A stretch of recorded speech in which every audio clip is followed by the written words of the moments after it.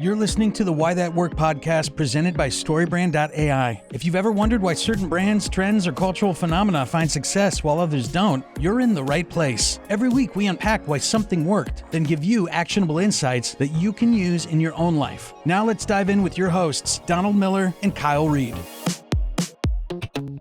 Welcome back to the Why That Worked podcast, where we look at messaging campaigns that worked, why they worked, and how you can apply those ideas to your business. Today, we are talking about weird, annoying marketing campaigns. That worked, like this one. Chia. Do you remember that? Oh, how could you forget? Have you ever bought one? No, which is a great regret. I think I bought one. As a kid, I was like, if only. They're fun stocking stuffers. A kid, you're right. It's a great stocking stuffer. And I really wanted an ant farm, but that's not what we're talking about. I just thought an ant farm was cool. Now that I'm a parent, I get the whole, let's leave the ants outside. Yeah, let's leave them outside, which makes total sense. But you brought one up to me I'd never heard of. You kept saying it to me. I was head like, on. What are you Apply to the head. Head on. I had to look it up, and I've got to play it for people who, Now this is going to be one of those things. You're going to play it, and if you're older than about, how old are you? 38. Hey, if you're older than 43, I'm guessing if your right in there. birthday falls, in the 70s, you'll get this. I think it's like 20. I think it was like 25 years ago. It looks like that. And we're going to play this right now. You'll hear it, but you also have to go see it. So go to our YouTube. Yeah, go to YouTube. You'll see the ad itself. Let me play the head-on commercial really quick. All right. HeadOn. Apply directly to the forehead. HeadOn. Apply directly to the forehead. HeadOn. Apply directly to the forehead. HeadOn is available without a prescription at retailers nationwide. Hundreds of millions of dollars.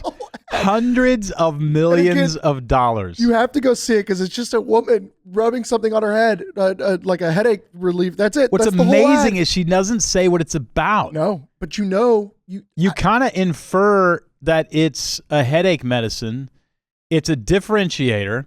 You don't take a pill. You apply it to the forehead.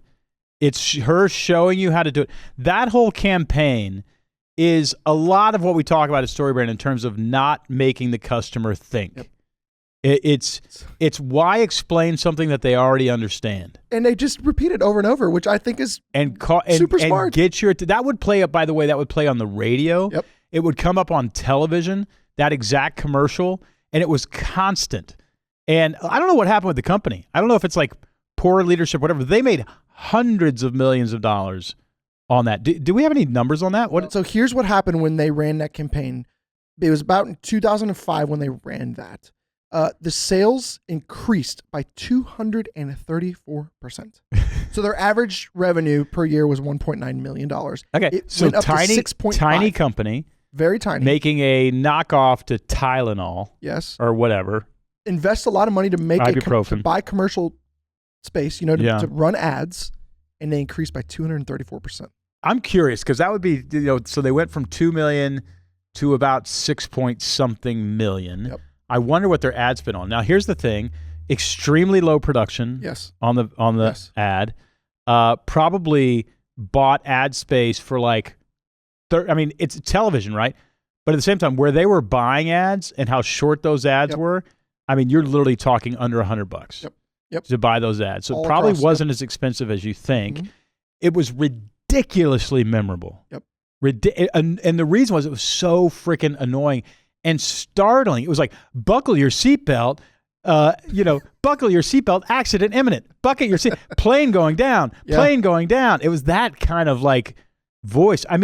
Really kind of brilliant. Don, you seem to like the campaign. What can we apply from that? Why is it so really amazing? Annoying? Well, let's be honest here. Let's talk about the fact that dirt cheap, right? Mm-hmm. No major ad agency involved. Couple things about the campaign. One is they didn't over-explain, and this is a massive problem with owners and founders of companies. They just freaking I was just with somebody, I won't name them. They were at the house. We were talking about their campaign, and I would say, what about this tagline? They said, well, that doesn't quite cover it because blah, blah, blah. Literally, my eyes are glazing over as this guy is explaining the ridiculously nuanced, truths about his product, and I can't stand it.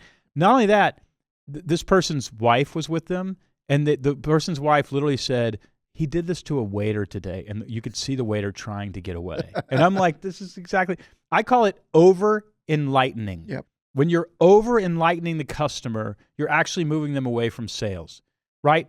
If I hand you it's not a jar, whatever, a stick of HeadOn, Yeah. right? If I say apply directly to the forehead, you're inferring that, one, this is some sort of headache medicine. The lady on the ad looks like she has a headache. So now you don't have to say it. You're not asking the customer to burn any calories to understand that this solves a headache. You're really emphasizing the differentiator between this and Tylenol or a pill that you take. Yep. So now I go, okay, I apply this to head rather than this. People believe that when something is the same but different, it works better. That's good. It's a headache medicine, but it's different, so therefore it's going to work better, but you don't have to explain it. That's right. The second is that annoyingly high-pitched, panic-inducing, you listen to that and your stress levels go. You cannot ignore that. Mm-hmm. How many television commercials do you ignore as soon as they come on? 98% of them. That's right. You're not going to ignore this because it's going to be grating on your nerves. There's something that's kind of brilliant about that. So I think there's some things to learn here. But let me just ask you this as a thought exercise to all of our listeners. If you had to say something like this about your brand, if I had to say, what I would say is, don't go bankrupt, clarify your marketing message. Don't go bankrupt, clarify your marketing message. Don't go bankrupt, clarify your marketing message. I'm being annoying and I'm getting my message into the brain of that. I'm shoving it into their ears, into their brain where they have to process the idea. I'm not saying everybody needs to do this. Yeah. I'm just saying that's why it worked. But there's a principle inside of it. I think that it's so easy to go over nuanced in your marketing. You talk about this with your website where you go into your whole family history and you can our brand started 75 years ago when my grandfather blah blah. Yep, and the HeadOn could have gotten nuanced. It's there's a different acetaminophen in our thing, and it absorbs through the skin much better than the. Now let's stop here. Yep. It absorbs through the skin much faster than a pill. The fillers in a pill eventually clog up your arteries. Whatever. All the nuanced reasons. They literally go, if we say that, which is an amazing thing to say, nobody will listen. Yep. What can we say that 100% of people will actually hear? Yep. That's the controlling idea behind this. Yep. What can we say that nobody will be literally able to tune out? They're going to have to hear us. Keep it short, make it high-pitched, put it in a panic-inducing voice, and frickin' repeat it. Yep. And I'm just sitting there going, that's genius. And you know what they paid that ad agency? Oh, nothing. Yep. It's so true. And I think the thing that's so fascinating about it is like the ad's so quick that you can't really process. You're really just sitting there going, oh, I have a headache. I'd love relief. But you can't think about the utility of it. Because once you start breaking, you're like, wait, you rub it on it goes through. How does that work? Well, Kyle, not only this, I haven't heard that ad in 25 years. Yeah. And when we came up with this idea, annoying ads that work, I literally went HeadOn, apply to forehead, HeadOn. It was stamped into my subconscious. If it's so successful, why don't they exist anymore? Well, I did some research on that because I wanted to make sure that I didn't look like a fool here. HeadOn was actually, the founding company was Morales Healthcare. It's a Florida-based company. And according to StoryBrand.ai, the product was gained notoriety in 2006 because of its minimalist and repetitive advertising, which became a viral sensation. And, you ready? They sold it. So they made a truckload of money. Good for them. And the people they sold it to in 2008, 2 years later, were called SurVision. And under SurVision's ownership, the product was reformulated, problem number one, to include herbal ingredients while maintaining its homeopathic positioning. Yeah. So I guarantee you what happened with SurVision is they went nuanced. Yep. They changed their messaging. They took something that was steaming hot and they said, let's make it better. But in order to explain how it's better, you're going to lose all the efficacy of the simple campaign. Yep. So one, they sold it to somebody else. The geniuses who scaled it up sold it to somebody who changed the strategy. That's one thing. Is it still sold today? It is available on the market, but is largely faded from public consciousness. It's primarily marketed as a homeopathic remedy, which is not how it was introduced. No. And so when you try to change something like that, it's not going to work. They've also got, according to AI, there's 4 things. Lack of proven efficacy. They never had case studies that really proved that it worked.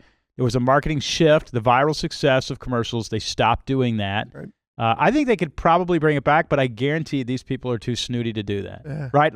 Like what homeopathic company wants to annoy the heck out of everybody listening to the radio or watching TV? Nope. Regulatory pressure. Thanks, big government. Thanks for making sure things work before we actually sell them. Early claims about headache relief were removed following objections from the Better Business Bureau. Yeah, but that's not fun. Let's just find out later. Leave it. Well, it was working fine to make money, Better Business Bureau. We're kidding, of course. We're kidding. Leaving the product with little more than a memorable tagline. Very memorable, by the way. Niche market as a homeopathic product with questionable efficacy. HeadOn appeals to a limited audience today. A bunch of hippie homeschool moms.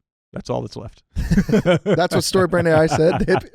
That was me adding editorial comment. I love... Way to kill a brand. But I love the beginning of the brand because they said, what's the problem our customers facing and how do we solve it and how do we make it as simple as possible? I love it. Maybe one of the better examples ever of just simple, almost, let's be honest, almost too simple. I mean, yeah. Well, once it stood up to probably some testing, it didn't make tired it.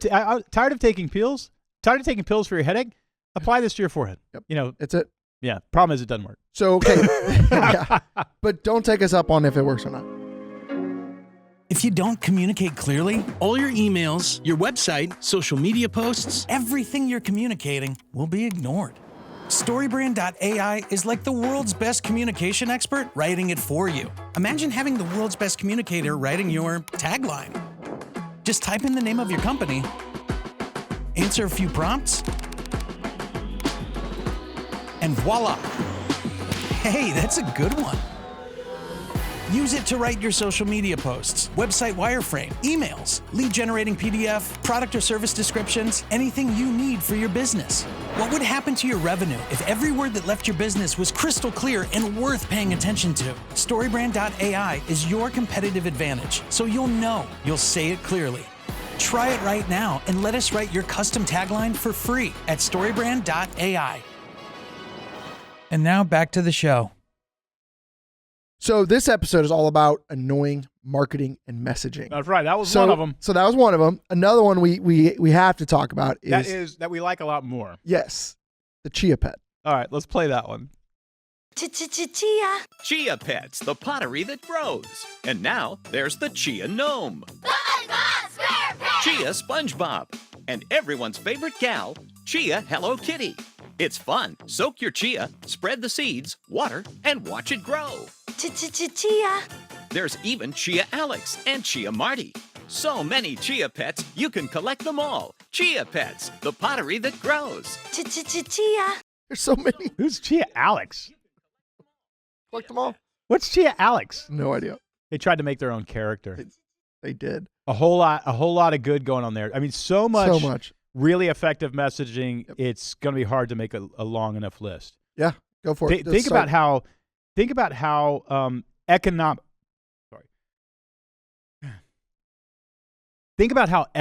that messaging is. And what I mean by that is an economy of words. Very, very, very, very succinct messaging.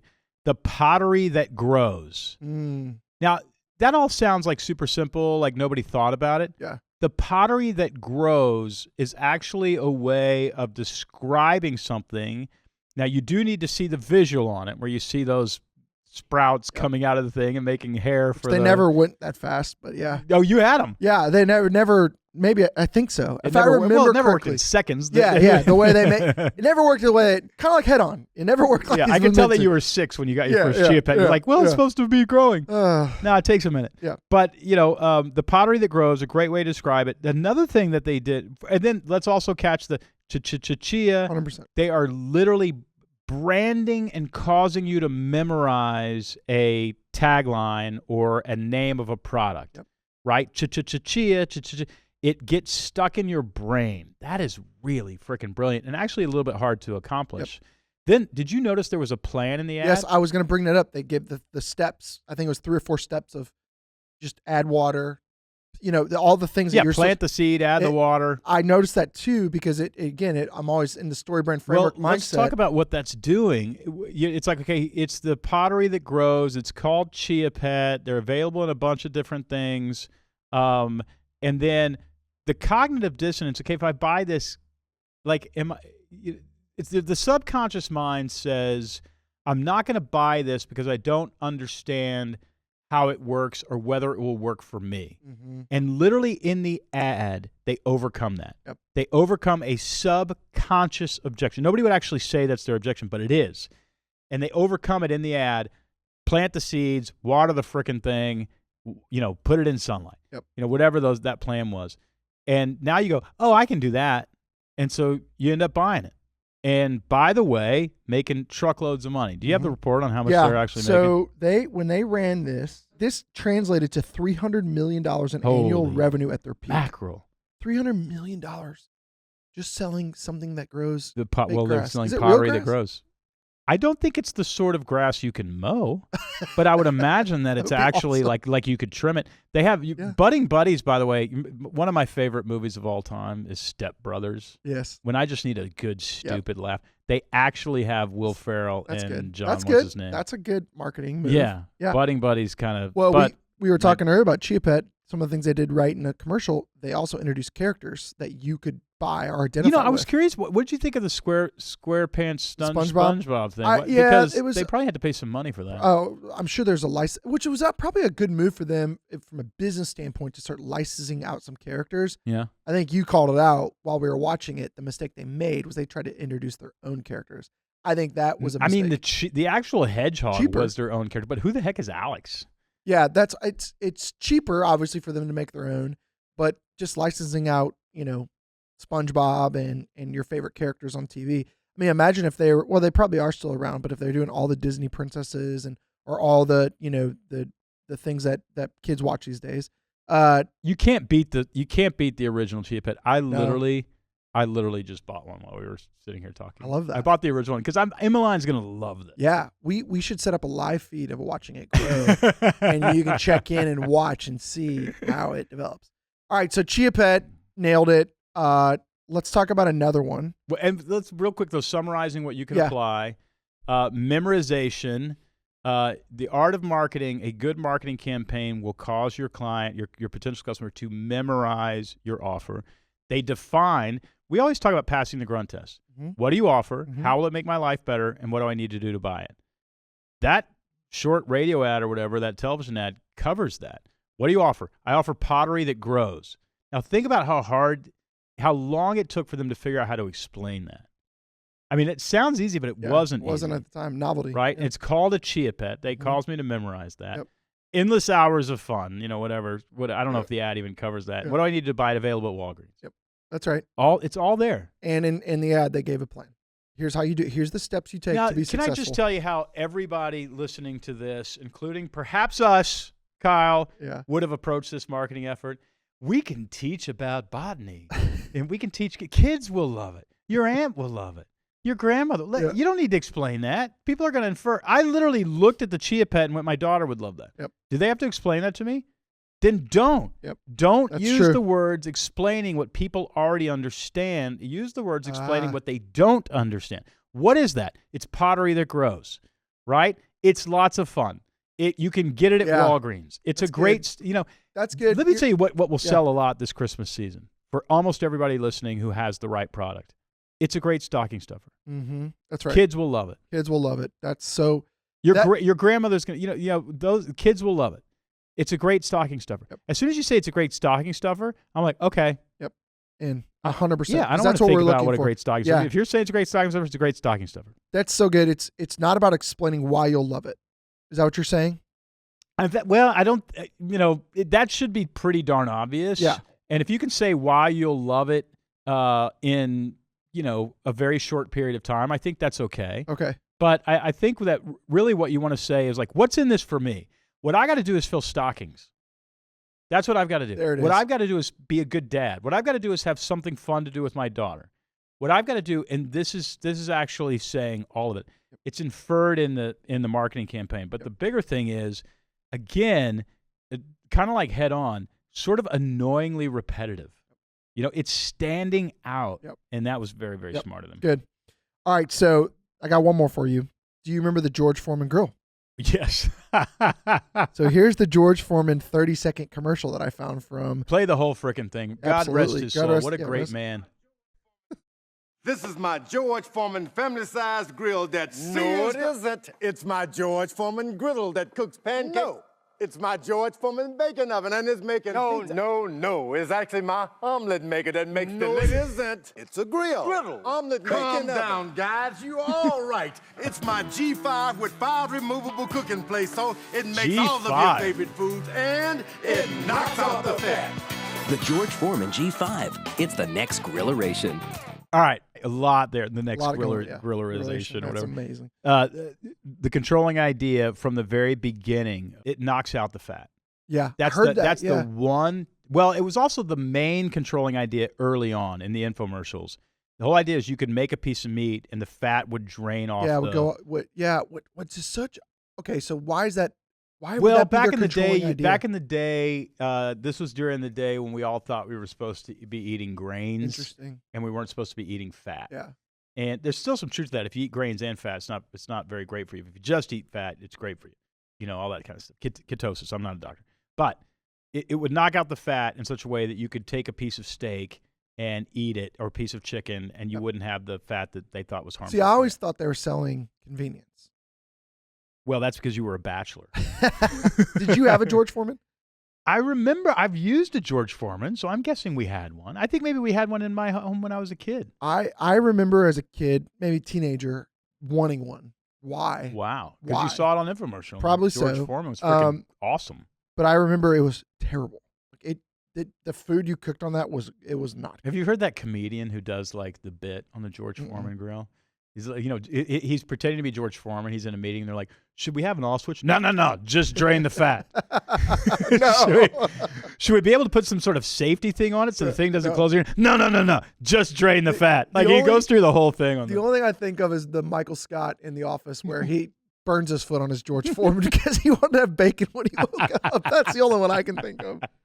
But the food was not good on it. But that's interesting that it's a glorified panini maker. It really these is. have been in Italy since the invention of electricity. So the annoying side of this marketing we've been kind of talking about is, okay, this time they introduced a celebrity and put a celebrity's name on marketing. Because George Foreman is the king of invention of food product, right? How much money did they make? Did you look that up? I did look that up. You ready? Yep. The George Foreman Grill has sold over X units. Guess. Oh, I hate when you do this. How many units ever? Ever. Now there's 330 million people in America. So there's a number to start with. 23 million. 120 million units. Oh my God. 120 million units globally. And they're probably like $59. One of the best-selling kitchen appliances of all time. Sales skyrocketed from $5 million, which is pretty good in 1996, to $400 million 6 years later. And that's all from its peak year. In its peak year, they sold 14 million grills. Today, the grill remains popular, consistently outperforming competitors. If you think about it, it launched a whole industry of like 100%. fat trimming grills, I guess.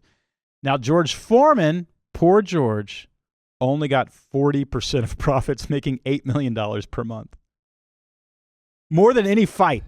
That's unreal. Yeah. $8 million. Now, Unreal. I doubt he made much more than $8 million for any of his fights because he was fighting No, back in the there's day no when way. there weren't these $40 million Yeah, paydays. In 1999, Salton bought out the rights to use its name. They paid $137.5 million. Imagine George Foreman's payday on that, including cash and stock. Overall, Foreman made much more than $200 million from the grill, far exceeding, of course, his boxing career. Here's some interesting tidbits about the company.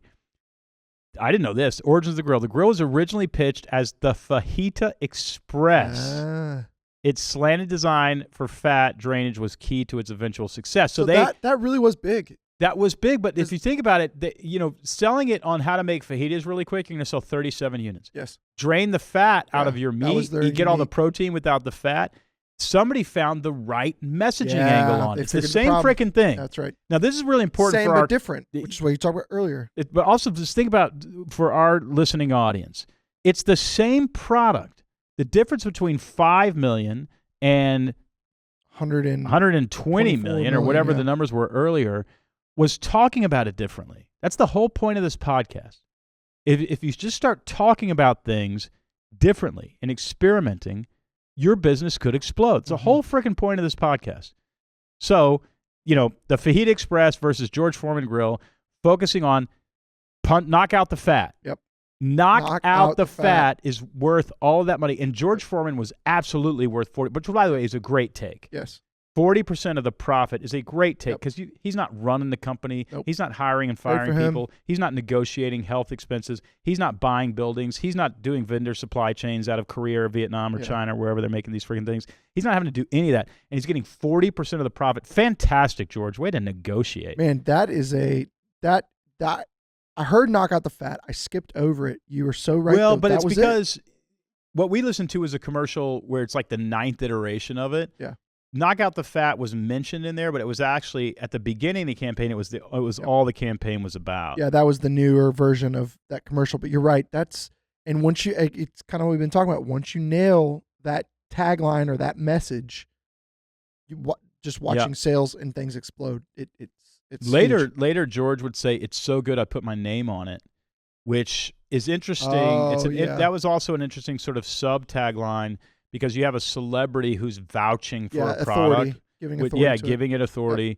Yep. The visual demonstrations, the infomercials that showcase the fat dripping off food into trays, emphasizing the health benefits, the convenience of it, that really appealed.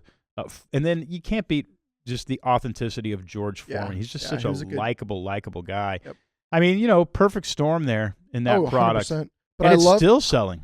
I love, though, how they figured out that one thing they could solve. That one problem that people were Drain the fat. It works. A lot of stuff to copy there if you're a brand. What would you copy if you were a brand? You don't sell anything like a grill. Yep. Talk to me about. It's the same but different. It's the finding that one thing that goes, we're the same as this, but different this way. There's the one. We're like a tweak. waffle maker. So what's the same but different on that? Well, we are like a waffle, but it drains the fat. That to me was the difference. Yeah, we're a way to cook stuff, but without the fat. It drains the fat. And so the enemy there is fat. The benefit, you gotta be able to say, here's something you could apply. What is it that your product gets rid of that's harmful to your customer? Okay. What is it? Keep What is going it on your that, product gets rid of that you're harmful to a customer? Well, you've talked about this. You then make that the villain. Yeah. Because I think a lot of brands they try to solve their own problem and make that the villain. But really what you're trying to do is make the problem, the thing that's harmful to their customer, that's the villain. That's what you attack. I went down to the basement the other day. I had to punch a nail into the inside of a bookshelf. Punched a little nail in so I could hang the bottom part of a movie screen for a family movie night. Yep. And I just happened to have, I don't even know where I got it. I happened to have a little short hammer. It's like literally like 4 inches. And I'm like, oh, perfect. So I get in there. I could actually take that hammer and sell a truckload of them and just call it the hammer for small spaces. Yeah. It's like, you got a hammer, but do you have a hammer for small spaces? And then just show somebody losing their mind because they're under a kitchen sink trying to do something with a giant hammer and they're busting pipes and, and hitting themselves in the forehead. Yeah. That's the sort of thing that you want to think about. What's the thing that you're saving somebody from that you may have never thought of? You've got to find the thing that your customer is weary of, tired of, trying to avoid, and talk about how your product is solving that problem for them. And focus on that. That's good. Man, there's so many examples we could go from. And we want to hear from you as you're listening to this. What are those funny commercials you remember, or those annoying ones that you can't get out of your head? There's a ton. Leave us a comment on YouTube or on this podcast. But Don. Yeah, what's the annoying messaging that you think is effective? Yeah, but it's because they're clear. And I think that's the thing I'm walking away with is having that clarity of what you are solving, that problem you're solving. And sometimes it needs to be a little annoying to get the attention of people. Doesn't hurt, apparently. Thanks for listening to the Why That Worked podcast presented by StoryBrand.ai. If you like the show, follow wherever you get your podcasts. And if you're enjoying this on YouTube, hit that subscribe button and leave a comment letting us know what you think and what you want the guys to talk about in a future episode. Curious about how StoryBrand.ai can help you create clear, effective messaging? Well, you can try it out right now and create a free customized tagline for your business. Just go to StoryBrand.ai. Thanks for listening, and we'll see you next time.